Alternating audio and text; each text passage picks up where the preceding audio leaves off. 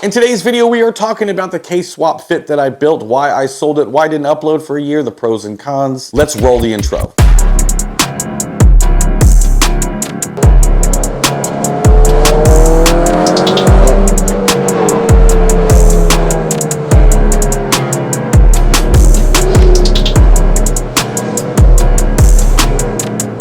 What's going on, everybody? Good to see you back here. I'm Mark, this is HSG. So if you've been watching my channel, you know that last year I built a K-swapped Honda Fit. And today I'm going to be discussing the whole build and the reasons why I sold it. Before we get too deep into it, I'm going to be uploading another video that is basically the K-swap build list, essentially a K-swap build guide. I was going to put it in this video, but it's like too much and I kind of don't want a lot of this stuff in that video because people are going to be looking at that video as a resource. So anyway, let's get into it.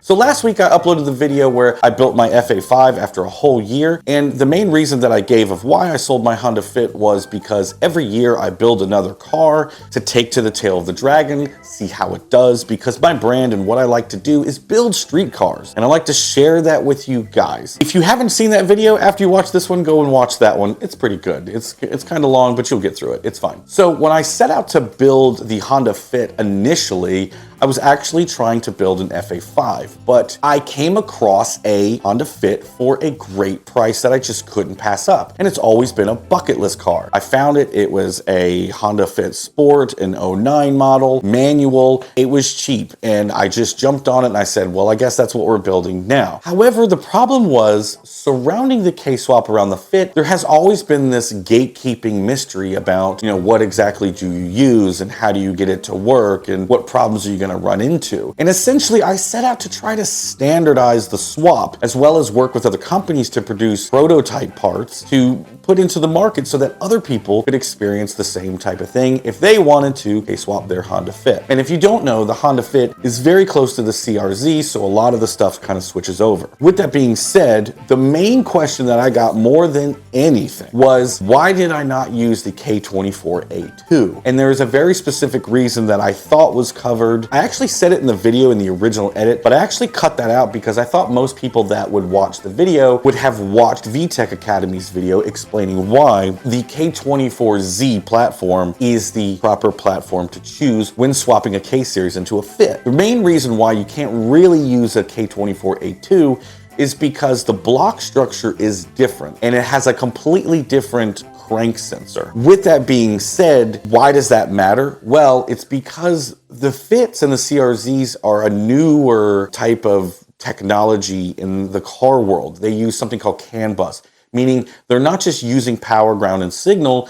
they're sending data signals through the wire harness. Essentially, what I wanted to be able to do was have a street car so that not only did the engine run properly, but the gauges worked, the AC worked, everything worked like a street car. Yes, you can put a K24 A2 in a Fit. The problem at that point is going to be, what ECU do you run? And how do you get the gauges to work and talk to the car, essentially? Now, we now know what the solutions to a lot of this stuff is. A lot of people elect to use a TSX or a Cord or 9th gen ECU, and I'm going to be going over a lot of those details in the next video of what you should use. But I eventually used a TSX ECU with an automatic harness, and all of that worked out great. Now, I had to sort of pioneer some things as far as little jumper harnesses and other things like the speed sensor, the reverse lights, and reverse lockout. One of the things that was not put in the video after I built the car was I did eventually find a TSX manual ECU, and that actually works with no HON data as long as you run all the sensors, the O2 sensors, the catalytic converter. It actually runs with no check engine lights amazingly. Of course, a manual TSX harness is going to be the easiest choice to use, but those are hard to come by and hard to find. The automatic ones pretty much work no problem. You just need to cut the automatic plugs off, and then, like I said,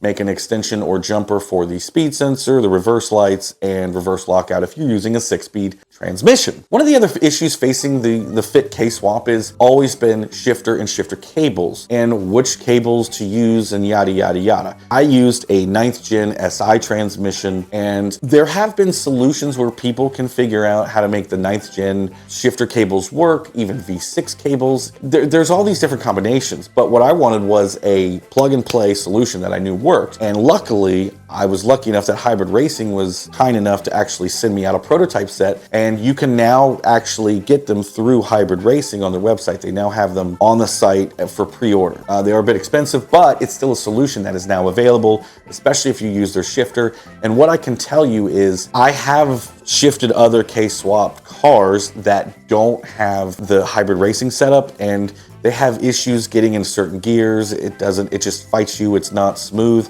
So I can't recommend those shifter cables and the shifter enough for the K-swap Honda Fit / CRZ. So one of the other issues with K-swapping the Honda Fit comes to the exhaust. Now the exhaust is sort of an Achilles heel with the Honda Fit for two reasons. One, there's nothing on the market that you can buy that is essentially big enough to let the K-Series breathe. You need at least a 2.5-inch exhaust. Some people will swear you gotta have 3. You don't have to have 3.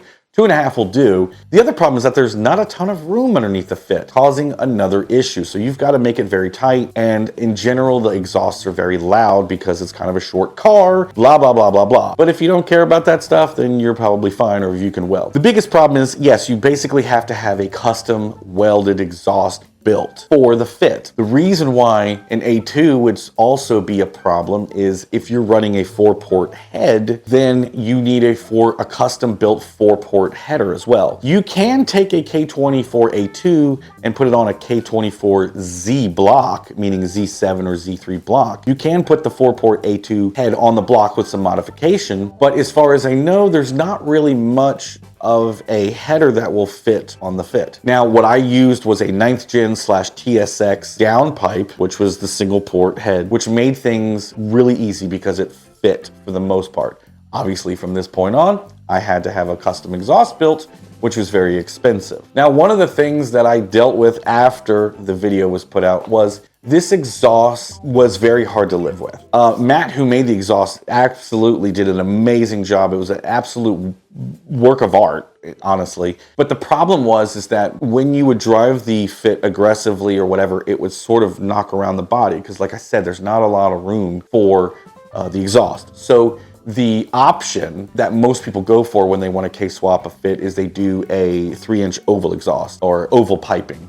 So that is a solution, but again, it's expensive. In general, the swap is quite easy except for the shifter cables and the exhaust. These are the two, Achilles heels of the Honda Fit swap at this point. And Hybrid Racing is sort of working on a solution with the cables, so that's one. As far as an exhaust, I really don't know if anybody's working on one because it's just not a market that really anybody, has. But, if you know somebody that can weld or build an exhaust, then you should be good as far as building it. Now let's get into the pros and cons of the K-swapped Fit.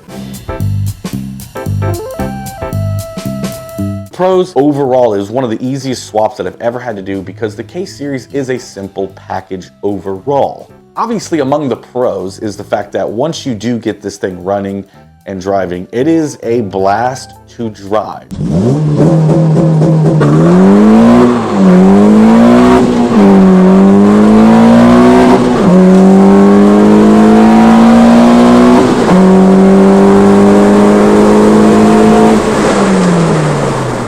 Especially in a straight line. This car honestly was one of the most fun cars to drive around, Orlando and just go beat up on BMWs in the middle of the night. It was really fun. I did that and I kind of got in trouble a few times. So the other thing I said is I like to build cars for, curvy mountainous roads and track use. The suspension that was on the car was reaction and it was absolutely amazing. It made the car handle very, very well. Now here's where we get into the cons of the car. Putting air conditioning into the car is going to be an extra expense, but it can be done. It's not impossible. It will most likely require custom lines or a kit from say DC5 Creations. So it's kind of a custom solution. Again, I'll get into all of that in the next video. That's the K-swap guide. The other problem is the exhaust, as I've mentioned before. And because of the exhaust, it hangs low. I had V-bands put on the exhaust. One of the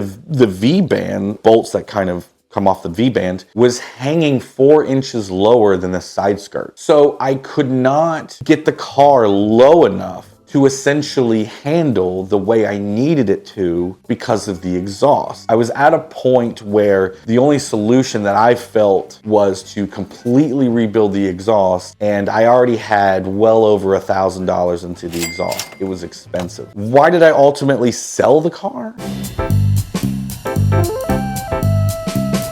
Well, like I said, I like to build a car every year for the tail of the dragon. The thing is that as a car to live with, it just wasn't for me. I just can't really put a lot of it into words. One of the things I don't like about the Fit is the seating position. Even though I put like a bucket seat in at one point, it's just the seating position always felt really high. I just never liked that. Even though the Fit is a very comfortable car to drive, I am also not a big fan of the dash or, the interior. But one of the big things that helped was folding the seats down. That really helped. I did love the fact that there was like 9 cup holders in the car. That was absolutely awesome. As a livable car, the Fit is amazing in its stock form. 100%. It's a perfect car in so many ways that once you case swap it, all of a sudden the shortcomings of the chassis start to show up. So for example, the car would obviously accelerate very quickly into corners, and it would almost be a bit